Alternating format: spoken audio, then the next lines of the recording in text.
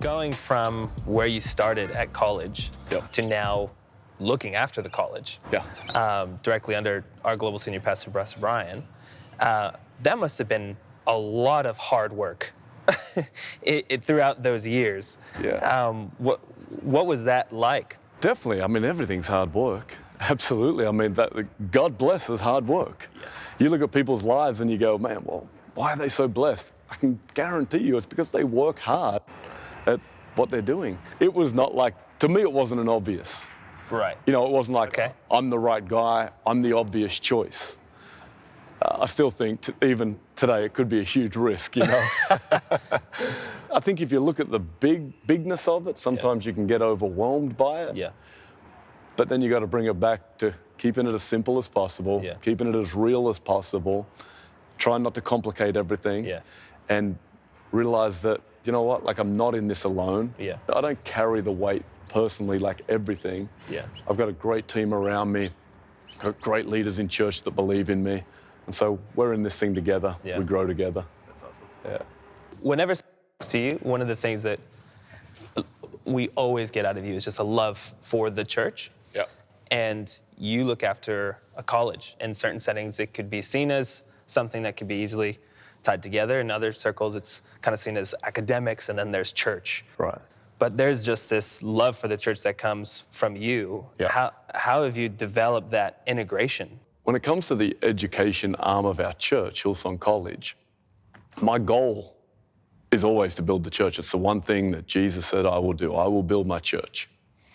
And so if Jesus said, I will build my church, and I'm looking after the education arm of our college, of our church, I'm going to make sure that our form of education builds the church, doesn't separate from the church.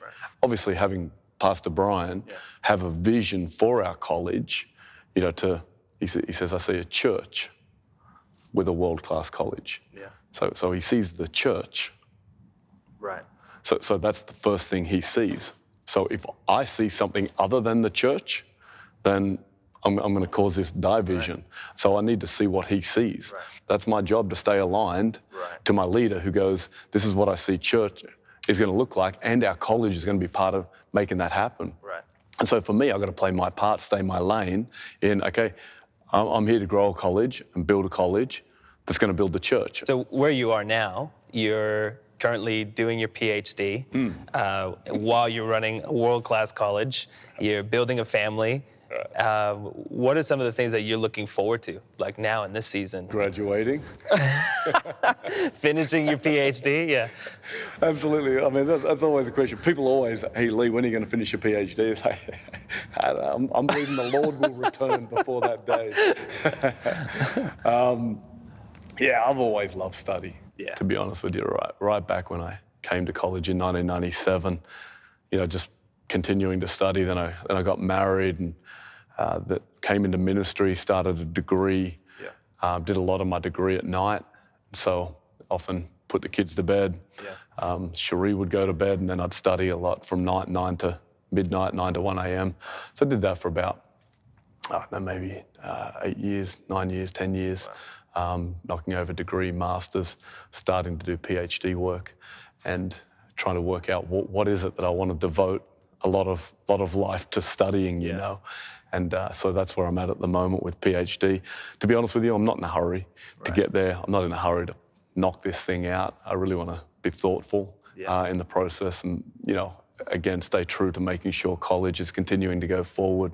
You know, obviously now we're about to launch in Phoenix, which is another, here we go again, you know. And so it's not like a full-time PhD where you can just sit down, focus for 3 years, get it done, and then go on. I've always done it as I go. And so, it's exciting. I love it. Like, I love the study. I just love learning.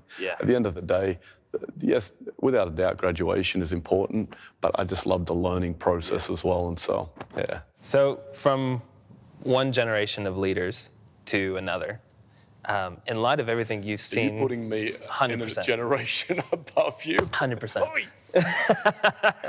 Am I at that point in life now? It's probably true. From one generation of leaders to another, in light of everything you've seen God do over the last several years, what is something that you would say to us? What would you say to to our layer coming up? Being too eager to go out without being equipped. It'd be like, we're an army. Be like an army going to battle, an old army, and getting out on the battlefield and realizing, oh, I forgot my armor. Right. And that's why I always, try and say to the younger generation, like, do all your study now, get as equipped as possible now, because your battles will come, and you want to make sure that when you get there, that you're fully equipped for all that God has for you to take the ground that He's called you to take. And so that's what I would say to you guys. Don't be too quick. What I do love about a lot of the younger generation, they're so gifted. The confidence that comes out of them now. I mean, they get up and preach our platform here in chapel, and I sit there going, oh my goodness, like I never had that at 40, let alone 24, and I just sit there, and sometimes you can get intimidated by that stuff, but then I sit there and go, okay, they're 24 now, will they still be here at 40? Right. That's my goal, to make sure that we're building the character and all the unseen convictions that take people on to stay true to what God's called them to, follow the Lord wholeheartedly and grow the church that, hey, is the future.